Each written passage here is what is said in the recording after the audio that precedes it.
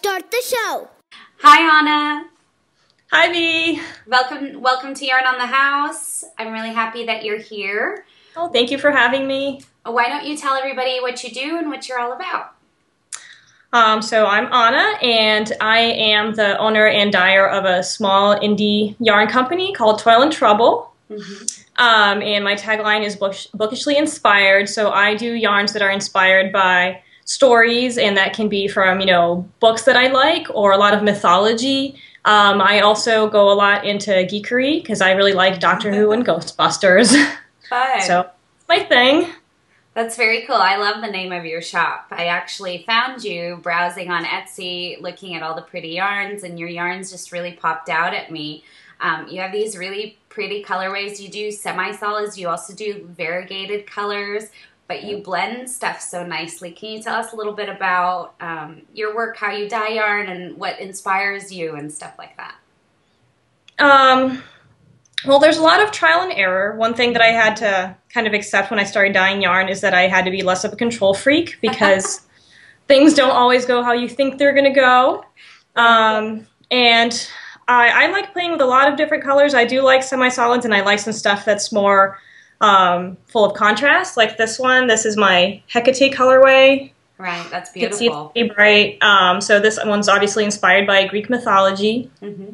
How do you come up with the colors when you have that color that you have around your neck? It's got beautiful purples and blues. Is it sometimes come out as a mistake, or do you know what you're going into at first and then? Well, yeah, so that's where, I talk about not being able to be too much of a control freak, because sometimes I think of something that I want to make, and then you make it and it's completely different because, dye is basically colored water, and water kind of runs and does whatever it wants sometimes. Right. So definitely some colorways are mistakes that I end up loving and, doing over and over. Sometimes I do manage to control what I'm doing a little more and, be more intentional about it. But, sometimes I'll just think of colors that I want to mix together, and then the name comes afterwards. Oh, yeah. And sometimes, I think of something that I want to work with and then base the color on that. Like I'm going to show you one. Like this is one of my first colorways that I ever made, and it's one of the most popular, and it's the Starry, Starry Night. And this was inspired by the Van Gogh painting, Starry Night, and also by the episode of Doctor Who where he travels back in time and hangs out with Van Gogh. Which is one of my favorites. Cool.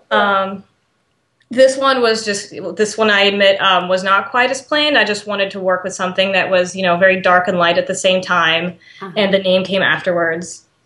Yeah, that's cool. Is it hard to figure out the names when you're naming your yarn, or does it just come?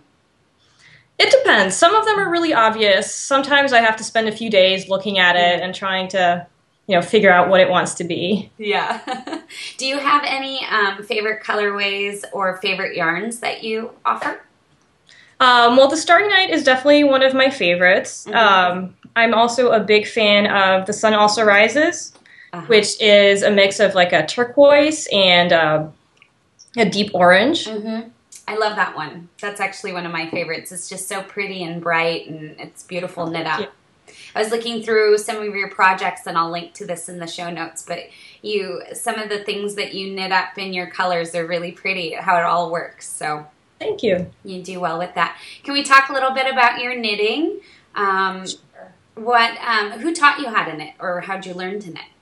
So I actually learned how to crochet first when I was 8 years old, back in the 80s, when these like mesh vests were really popular, and I couldn't find any in my size because, I was 8. And so my mom taught me how to crochet so I could try and make one for myself.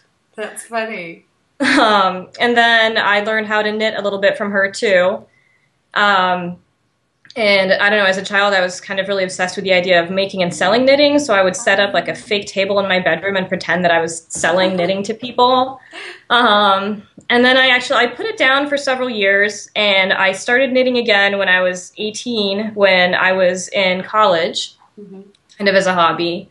And then in grad school, I got more and more obsessed with it. And now I do it all the time. Yeah. Do it all the time. What's on your needles right now? I am in the process of knitting 3 sweaters.